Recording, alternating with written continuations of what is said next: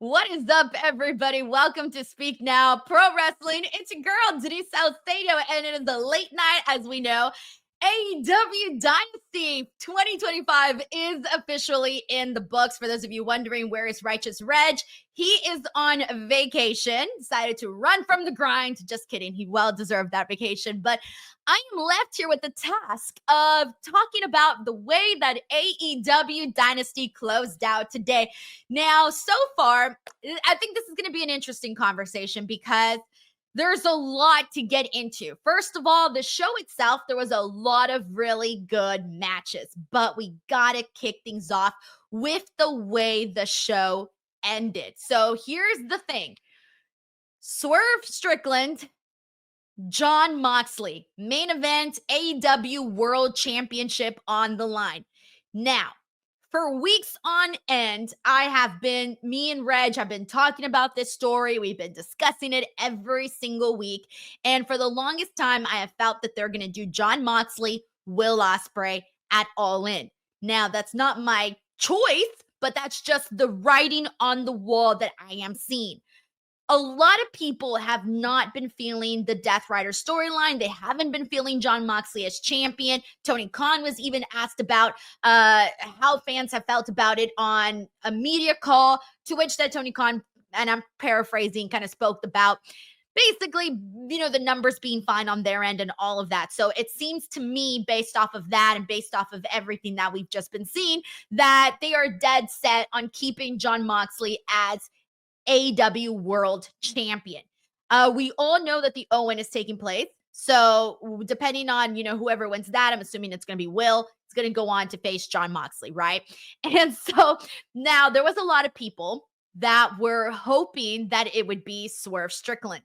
Swerve Strickland has, given the way that we saw, like, he's been on a roll. He has been on a roll, for over a year now, doing a lot of really great stuff. Obviously was a former AEW World Champion, did great stuff with Hangman. That is a story that people love. There are so many people here that would love to see the AEW World Championship on the line between Swerve and Hangman at All In.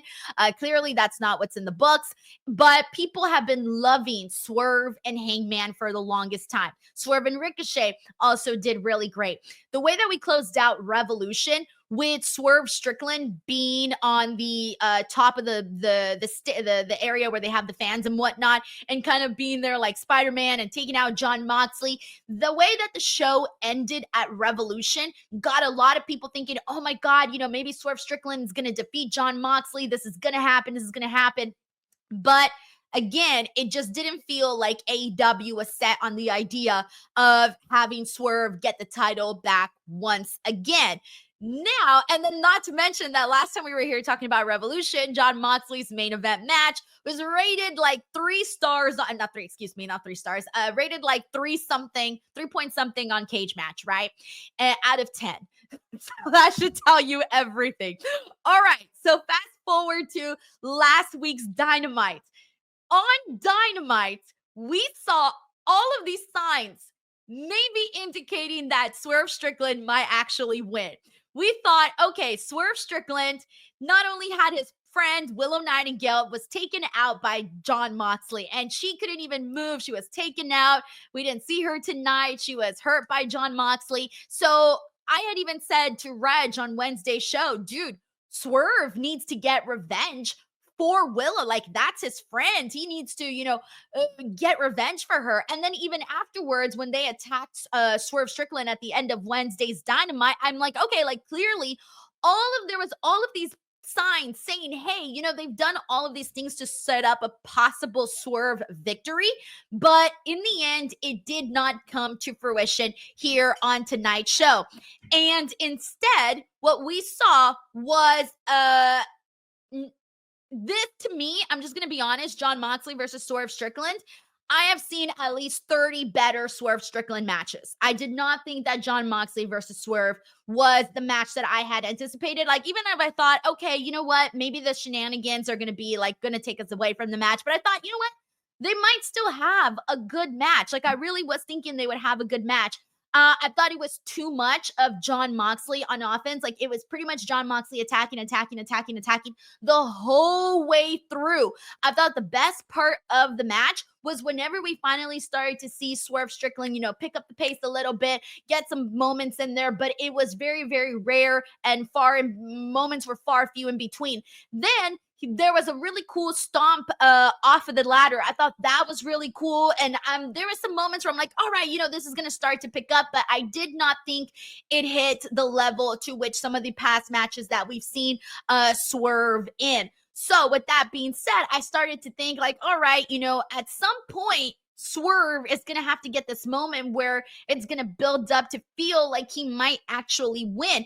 And it felt that way. Now, before we get to the moments where we thought Swerve might actually win, we had a lot of outside interference as well. We had the Ops go out there because they were out there to take out the Death Riders. The Death Riders were out there to take out Hangman, who had gotten there before. Hangman teased, this was important, guys.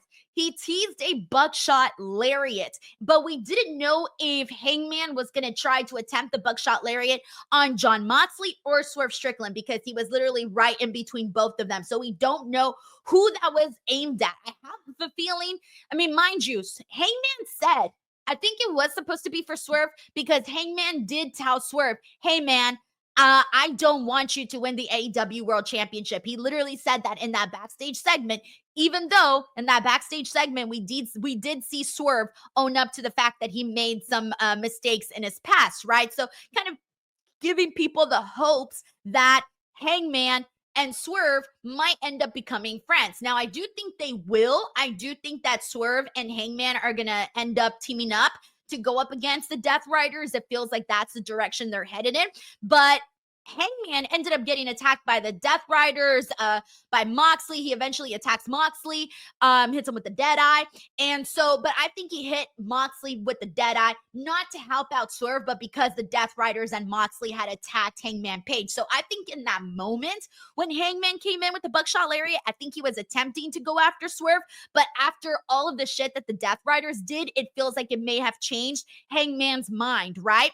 So then, finally, we end up getting the referee was down. Swerve Strickland eventually goes and hits the stomp on Jon Moxley. And this is the moment where we're like, all right, here we go. Like, this is Swerve's victory. Everybody's standing up and cheering. There's no ref to be found. He does hit the stomp. But unfortunately, before he can get to a pinfall or anything like that, because the ref was out, the lights go down. And the lights going down always straight up gives me PTSD because the last time that happened, the lights went down, the lights went on. We had Satnam Singh, but whatever. It's not a conversation for here and now. So the Young Bucks end up coming out and everybody's like, yeah, the Young Bucks are back, right? We've been anticipating them. And I wondered if they were going to come back today at Dynasty because I'm thinking, all right, there's no way that the Young Bucks are missing Double or Nothing. There's no way the Young Bucks are missing All In. So the Young Bucks return. But there was that initial pop of their return, right? That initial pop. But then you realized it. They were holding on to Swerve's arms. And in that moment, you realized they were setting up for the BTE trigger. And they hit the BTE trigger and took out Swerve. Jon Moxley gets the win, retains his AEW World Championship. And the crowd is like, why? That's the question, guys. Why? Why did the Bucks help out Jon Moxley? Now, I'm sure a lot of you guys have theories. I can't wait to see those theories. Please send me your theories if you have any, because other than them being healed, I don't really got an answer for you. Like, I don't really have an answer for you as to why they would take out Swerve and go to Jon Moxley. Now, I'm really going to try to I'm going to try to think about this. Here's my thought process. This is my honest thought process on this.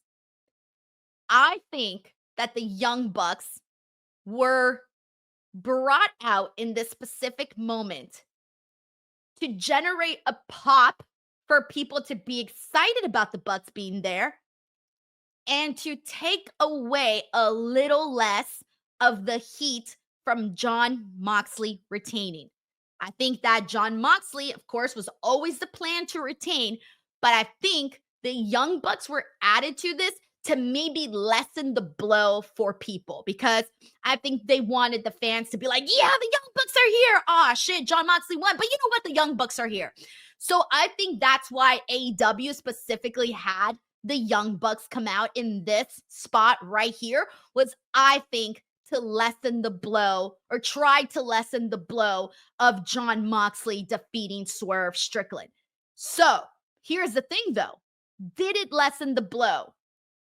I don't know. Based off of what I saw from the crowd, there was everyone had this reaction, the hands in their heads, mouth opens, eyes, drooped down, wrinkles in the face, you name it.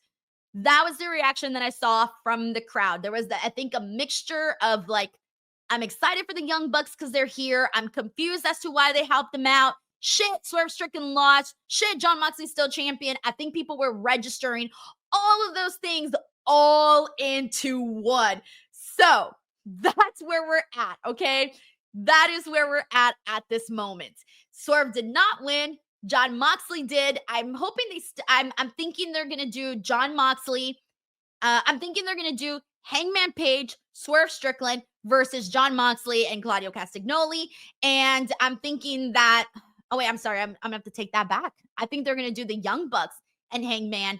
Young Bucks versus Hangman and Swerve. Death Riders versus Hangman and Swerve. Somewhere along that is what we're going to end up seeing here in this whole debacle of drama that we just saw unfolded. All in, I'm still thinking Will Ospreay, Jon Moxley is going to be the match for All In. That's where I'm at right now. I know I threw a lot at you guys, but let me go ahead and see what people are saying, because I'm seeing a lot of super chats come in. I'm a little bit behind, so let's get to it, because I don't know. I really don't know what you guys are predicting here. So let me see what people are saying. I'm going to make sure that I pick up right on the all right, let's see. Where did I leave off from? All right. The last super chat I had read on the watch along was from Saif Den Super. So I'm picking up with Chris Spires here, who says, I'm done with AEW. He sends a follow-up super chat saying, this is how you kill a promotion. All right. So again, I wasn't really sure what your guys' reaction was going to be, but so far it's a very, very strong one here from Chris Spires. And I'm really not surprised that we're getting these kinds of reactions, because I mean, I know how I felt about it, and I'm just like, all right, this is the direction we're going in. Why? WHY? Why? We got Grapple Geekery, who says, I blame you, Denise, for manifesting this. First of all, I did not manifest this, but guys, I saw the writing on the wall. Before Jon Moxley even won the AEW World Championship, if you guys watch the podcast on a weekly basis, I had said, I don't think it's a good idea to put the belt on Mox. I don't think so. They put the belt on Mox, and I'm like, this storyline is not the best. What are we doing? And then I said, they're gonna keep the belt on Mox because that's where they're clearly going. I did not manifest. I saw the writing on the freaking wall, and that's where we're at right now. We got John Taylor here, who says, as a ride or die AEW Day 1 fan, this was my least favorite pay-per-view, except the three-way match, but the ending was bad. WCW, TNA bullshit. Ugh. And it sucks. It really, really does suck, by the way, because this is the first thing we have to talk about. There are other matches that did kick ass, and I will get to those. But there were other really good matches on the card. But this is the second time now where we're talking about a bad ending, second consecutive time, because it was with AEW Revolution. Freaking amazing pay-per-view. Great matches back to back to back to back. Terrible ending for the show. Then here for AEW Dynasty, every match, maybe except for two, delivered, and then just had a rough ending on the show. We have Jacob Tatum here, who says, which match were you most impressed with, and which match did you not live up to the hype? Plus, who would you say are the best and worst on Survivor, you co-host? I'm not sure on the Survivor question, Jacob. I don't watch the show Survivor, but the match that I was most impressed with, there was two of them that I really, really loved. That, of course, being the three-way match, which was the match that I was expecting to be the match. Like that, I mean, obviously, everybody was expecting it, not just me. Kenny Omega, Speedball, Ricochet, they freaking killed it. Awesome stuff. Can't wait to talk about that more in a second. But Will Ospreay and Kevin Knight also delivered in the opener of the night. I thought that was awesome. The matches that I did not like on the show was Adam Cole, Daniel Garcia. I thought was the worst match of the night, and then followed by the match. The other match I didn't think was bad. I just didn't think it was great, and that was the Hurt Syndicate match. That one was just not Big Bill and Brian Keith. I can't even really say anything too much about it, to be honest. I'm like, it happened. It was there. But everything else I thought was definitely either fine or good or lived up to the expectations I had set for whatever match that was. So Jacob Tatum, thank you so much. We got T-Max034 who says, so I guess Tony just watched the WrestleMania 40 main event recently and was like, bet.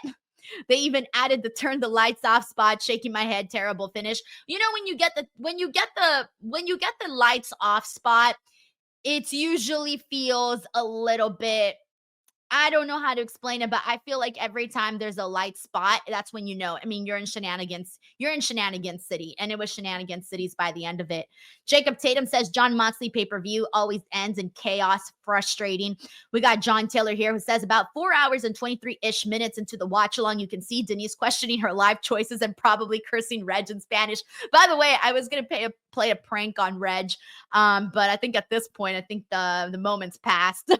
I'm pretty sure he by now saw the results of what went down. He said he wasn't, but who knows? Rafael Garcia says, I knew when Cash said trios title that Mox was winning. I just hoped I was wrong. He's not losing until the other three drop the bout. Stupid Bucks. Was waiting for the Bucks to come back. Everybody's been wanting, people were over the EVP Bucks. People want to see the Bucks that we like and enjoy. Super kick party. Let's just have some fun, man. We got Chris Ledeck here who says Mox is terrible and all his matches are the same. Interference, finish ref, knockout, dumb table spot. He does more harm than good for AEW and is a big reason why ratings are so bad he can't wrestle. Here's the thing, though, is that Tony Khan, Tony Khan, from the sounds of it, feels like this is a success. Based off of his answer, and I'm not going to go verbatim because I don't remember word for word what he said, but based off of his answer, it feels like I don't think he sees that. I think he sees this as a turning point for AEW.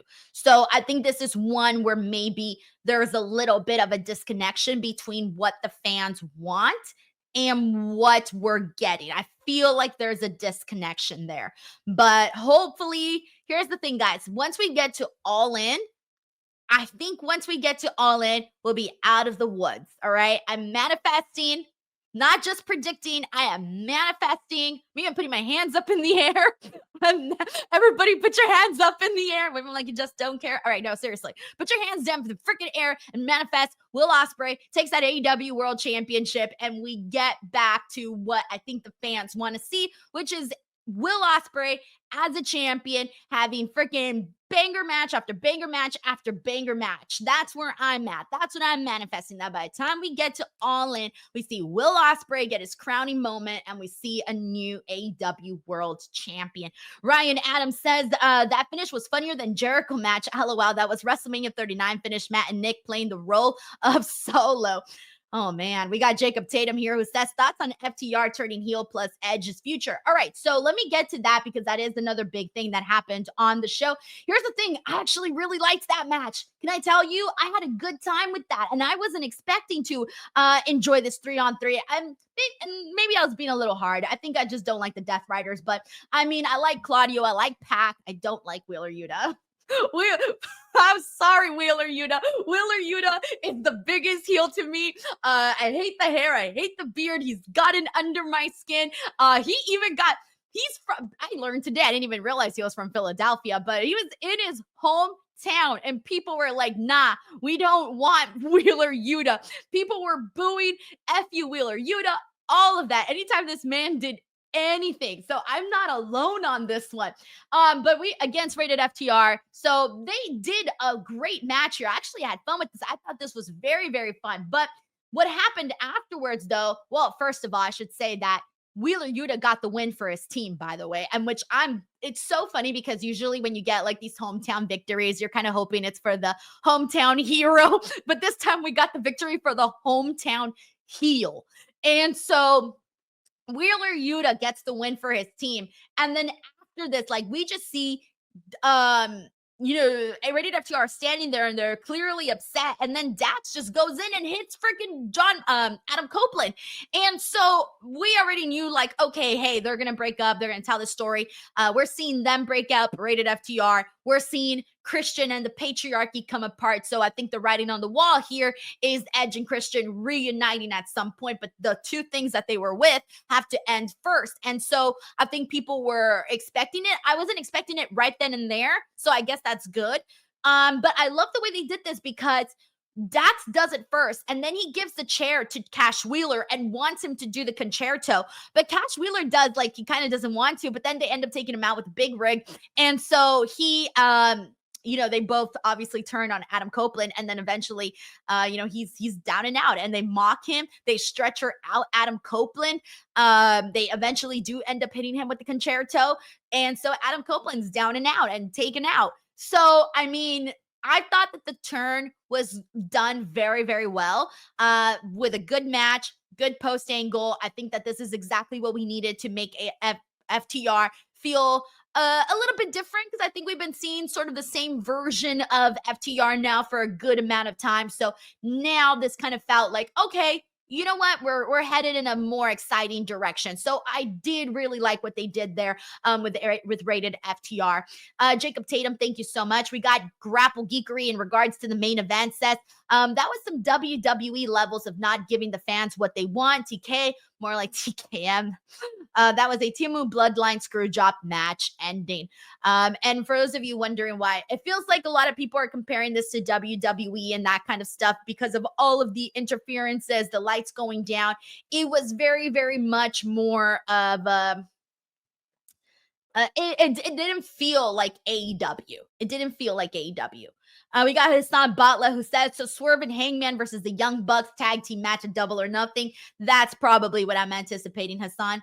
Thank you so much. We got Tracy WV88, who says, well, that's like spending $50 on dinner and finding hair in the last bite. I mean, I get it now, but I'm sad now, going to be a sad zombie at work. Well, Tracy, try to count down days to All In. All In, baby. All In. That's the one. That's the one where we're going to get a new champion. Come on. Also, now that makes me wonder, who's Jon Moxley going to be facing at Double or Nothing? Okay, I'm not too sure what's going on with that, but we'll talk more about that once we get closer. We got Tenruza here, who says goes back to when they were shredding those pages. Oh, yeah, that's right. When the Young Bucks shredded those pages and then just bounced from there. We got Vincent here, who says, Denise, what did you think of Toni versus Megan Bayne and Mercedes versus Julia? Which one do you think was better? Ooh, that's a good question. I thought for the most part they were sort of on par. No, you know what? No, I take that back. I think Mercedes versus Julia. That's the one. Mercedes versus Julia was better. I think Mercedes versus Julia was better because Julia looked really good. I thought she went out there and she freaking delivered. And that's not to say that Megan and Toni didn't. I just think that Julia hit in a different way. And there was even a moment where Julia had Mercedes Monè locked in a submission, and people thought Julia was gonna win there. Like, the crowd was chanting Julia, like they were so behind her during this moment. And this is for the Owen, so mind you, it kind of feels like, when you're seeing the chart, you can pretty much predict, okay, you're going to want to see this match, you're going to want to see that match. So in order for that to happen, this person has to win, this person has to lose. So I think people knew Julia was going to lose. And that's why I feel like they were cheering for her even more, because I feel like a lot of people don't want to see Mercedes continue to win and win and win, right? And she's gonna take this all the way. She's gonna face Toni Storm. That is the marquee matchup for the women at All In. And I know some people are gonna be like, I disagree with you, Denise, but at the end of the day, whether or not you like Mercedes Monè, she's a big name. She's a big name. So you're gonna want to. This is their biggest event of the year. You're gonna want to put Mercedes in there with Toni Storm. So, and I think there's a lot of people who want to see maybe some surprise victories. And I think that's why the people were so behind Julia. And you felt that. You really, really felt that in the actual matchup. So that was my thoughts on that. And then Toni Storm and Megan Bayne. Megan Bayne looked great. So, Megan Bayne ended up losing in a roll up, but here's the thing. This is why I didn't hate this ending. And I know some people did not like this ending. But here's what I did like about Megan Bayne and Toni is that right now Toni Storm is such a big baby face, right? Like people love her. People love Toni. You really need a big heel. You got Mercedes Moné. I do say she's a big heel. I consider her a pretty big heel, but I think you obviously need a few more. You got way more baby faces than you do heels. Okay, great. So Megan Bayne, I think they should. I'm kind of hoping that AEW really invests in her in the sense that I really want them to like propel her up, sort of like what they did with Jade Cargill, where they really did everything in their power to make this woman into a star and everything that you possibly need to do that. I want to see them do that with Megan Bayne. Now, obviously, it would be a little different than what they did with Jade. Jade had her streak. It was a totally different scenario, but obviously, you can still treat her in a certain way. And I want to see that for Megan Bayne. And here are the signs to me that Megan Bayne is in journey of that, is en route to that. I do think that AEW is investing in her. She wouldn't have been in this match so early on with Toni Storm if they didn't see something in her. They made her look really strong in this match. She got most of the offense in on Toni Storm. Like she was attacking Toni so freaking much in this match. And they had Penelope Ford out there helping her out. It was so funny though, because Luther takes her out. Luther gets rid of her. It was so great to see that. That was actually pretty funny, even though it was a little weird. Felt like he was kidnapping her, and I was like, I'm not on board with that. But it was still a little funny. Anyways, so Penelope Ford, she gets taken out, whatever. And then finally we get back to this matchup here. And Megan is, she's really, really trying. Like she looks so good throughout the entire thing. They're really promoting her as the prowess on the show. And so I liked the way Megan looked in the matchup. And so to me, I feel like they're doing enough to say, hey, we see something in Megan Bayne and we're going to keep pushing her further. Obviously, right now is not her time. This was not her time. This was not her day.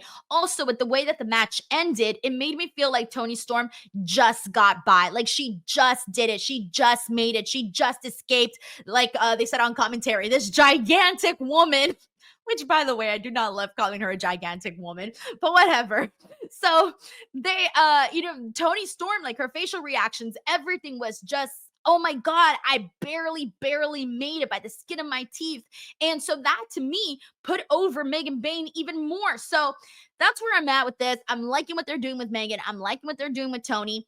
And then I also forgot to mention when we were talking earlier about Mercedes and Julia, we did see Athena watching their match behind the scenes. And that's a match that I think will happen in the Owen based off of the bracket. And that's a match that I think, clearly a lot of people are anticipating. And they know it. If they didn't know it, they wouldn't have done that tease. So that's where I'm at with that. Vincent, thank you so much for the super chat. Thank you for asking.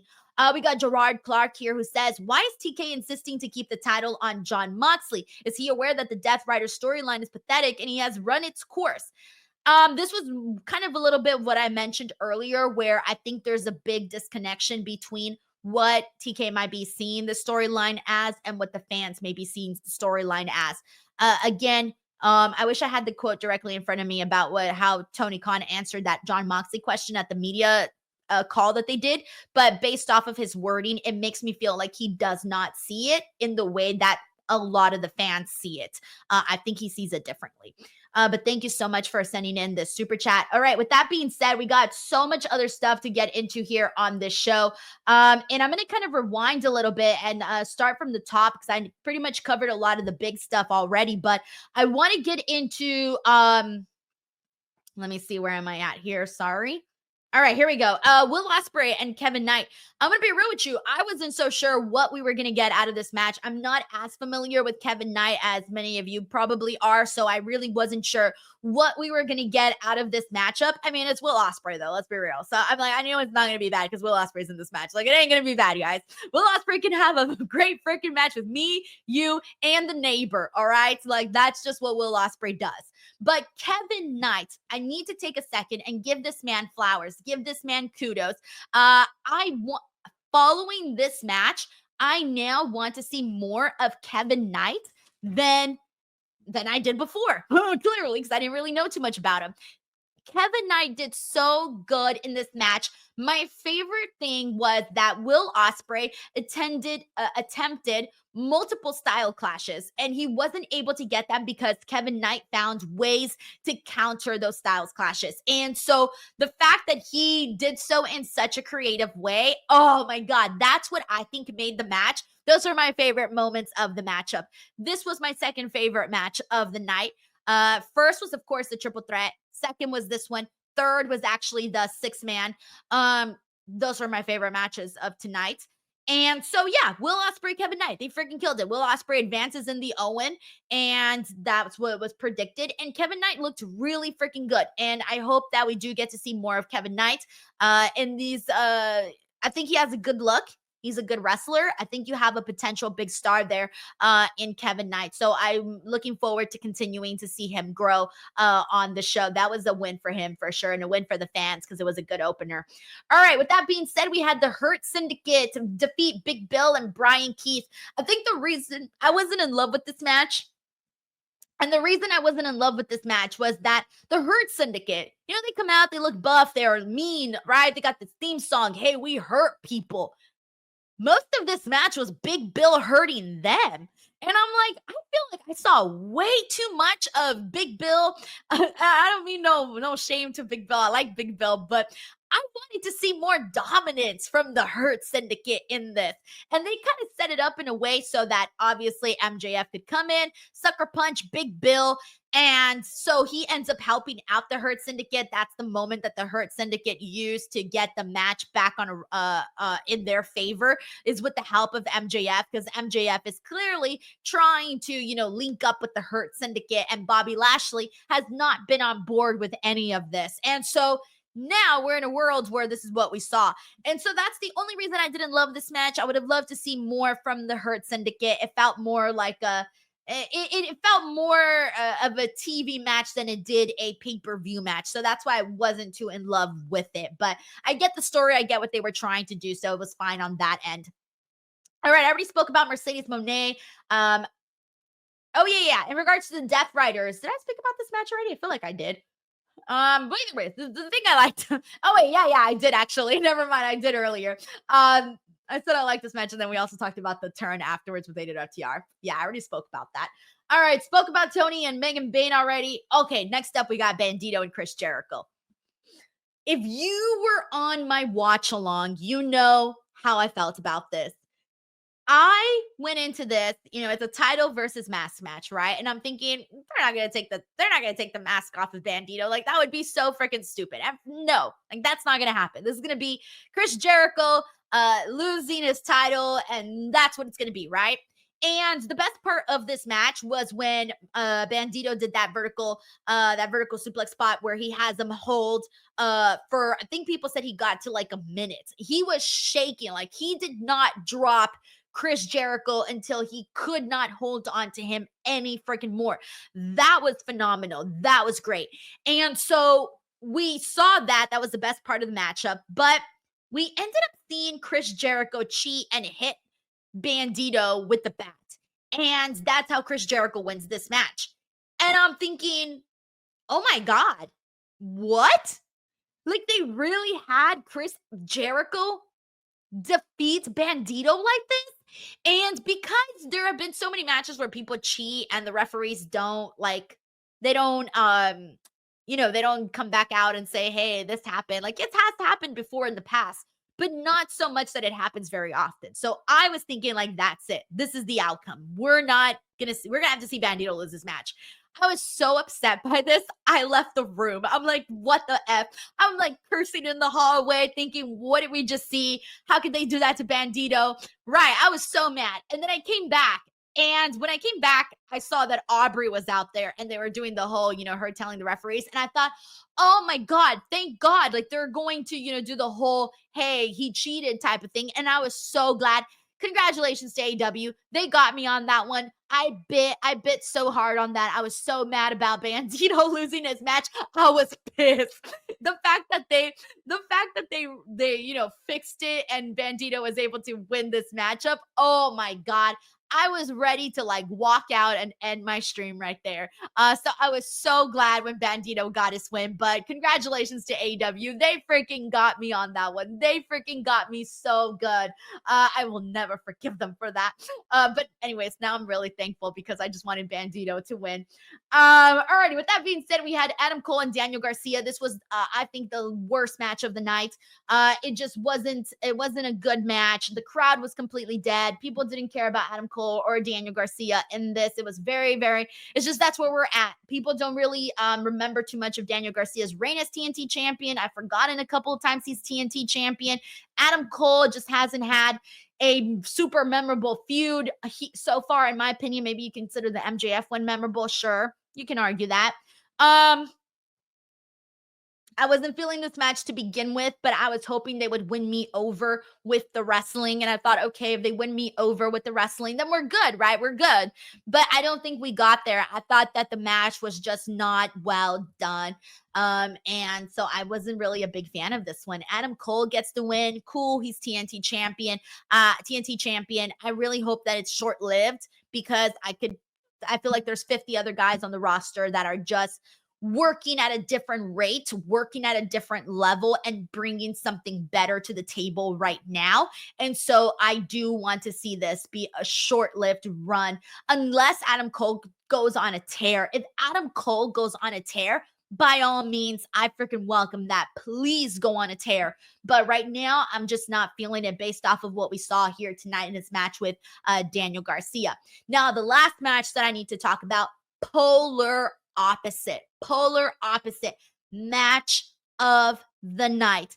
Kenny Omega, Ricochet, Speedball Mike Bailey. Man, please, if you get the chance to go watch the highlights of this, please do, because they went out there and they did a hell of a job, man. I don't even know how to explain everything that they did. I don't know how long this match was. It was definitely over 30 minutes. But they really went for it here, man. We saw a lot. I think here's the thing. I want to start by saying that I loved everybody in this, but I need to take a second and say that I thought Speedball Mike Bailey was the MVP of this match. I think Speedball had the most moments in this matchup that had me going, wow, we really saw that. That was Speedball in this match. I thought his first AEW pay-per-view match was killer. To go out there and be able to look the way you did in a matchup when you're in there with guys like Kenny Omega and Ricochet, and to come out and look that good, I need to give kudos to Speedball Mike Bailey on that. I thought he was the MVP of this matchup. He killed it. Ricochet did a lot of he did a really good job of not only just doing the moves and all of that, but he also did a lot of character work in this, right? A lot. Played with the crowd, played to the crowd, was doing commentary bits during this, but it didn't take away from the matchup because he was still involved. He was still getting in there with Speedball. He was still getting in there with Kenny, but he was really, really amplifying the heel work that we have been seeing him do. And I thought that came across really, really strongly. I think that that's a lot of what made the match feel really, really different in a way, because it was a totally different, when we saw Konosuke Takeshita and Will Ospreay and Ricochet, that one was just, go, go, go, go, go, go, go, go, go, right? Like there was no time to blink, none of that. This one, there was all of those fast-paced moments, not as fast-paced as that triple threat match, but so they kind of slowed it down a little bit, but also went and just told a different kind of a story with the matchup. Like at one point, they kept going after the knees of poor Speedball Mike Bailey. Like that played into the finish that they did with Speedball having his knees attacked throughout this entire match, right? He's a speedy guy. You want to take down his knees so he cannot use his feet his legs as a weapon, and essentially gets like stuck on the freaking ropes when Kenny executes a one-winged angel off the second rope. onto Ricochet and finishes him off right there. I was even thinking that Speedball was going to be the one to take the pin. I wasn't even expecting it to be Ricochet. I preferred that a lot more, by the way. I liked that Ricochet took the pin and that it wasn't Speedball because we were all expecting it to be Speedball. So, man, I thought this match was great. I still did prefer Konosuke Takeshita, Will Ospreay, and Ricochet. I still think that triple threat match was better than this one. And I know some people are going to be like, no, Denise, it was this one. Nah, my style of wrestling that I like is a little bit more geared towards that. So I did prefer that triple threat, but this one still, I don't want to take away from it because it really did deliver and it was match of the night for sure. So with that being said, we got another super chat here. This is from Jacob Tatum, who says, assuming Will wins at All In, do you expect a long title reign or a short-lived? And has Max Caster open a challenge, reads its expiration due to boring, and he always losing the title every time. Well, I've seen like people still react to the Max Caster stuff, so they might still be okay with that. If Will wins, I think he'll hold it for a good amount of time, maybe not too long. I don't think that he will be champion for too long, but I think he'll hold it for a couple of months. But I think they'll know. With Will Ospreay, kind of like the reign we saw with Swerve. Because when Swerve was champion, he held the belt for a bit. And then, he didn't go past his expiration date. You know what I'm saying? Like, after a certain while, okay, we did all we could. You know what? It's time to drop the belt. Cool. Let's see what else we can do. That way fans don't get tired of you, right? Because you don't want fans to get tired of you as champion. So I can see Will Ospreay holding the belt for a couple of months. For me, fuck it, hold it for like 20 years. Just kidding. But no, I think he'll hold it for a bit. And then there's still so many other people that were like, oh my gosh, Hangman Page, is he going to get his title shot again? Darby Allin, when he comes back, is he going to get his title? Like, there are so many people, and Will Ospreay is that guy. Like, Will Ospreay does not seem like a selfish guy. He doesn't seem like that at all. So I feel like he'll hold the title for a bit, and then who knows what direction we go into afterwards. Jacob, thank you so much. We got Rafael Garcia, who says, on the plus side, at least Anthony Bowens is back and he looks good. TK causes me great. Agita? What? What are you talking about, Rafael? What's Agita? TK causes me great. Agita? I don't know. Anxiety? I don't know where we're going here. Rafael, I'm sorry. But thank you so much for the super chat. Alrighty. So I think I pretty much covered everything. I don't think I forgot anything. So that is it. I know this was a shorter post show than what we normally do, but I'm just one person. So also, should I play the prank on Reg? Should I play a prank on Reg? Or is that too mean? Because I was thinking about messaging Reg and telling him that Swerve won. Or is that too mean?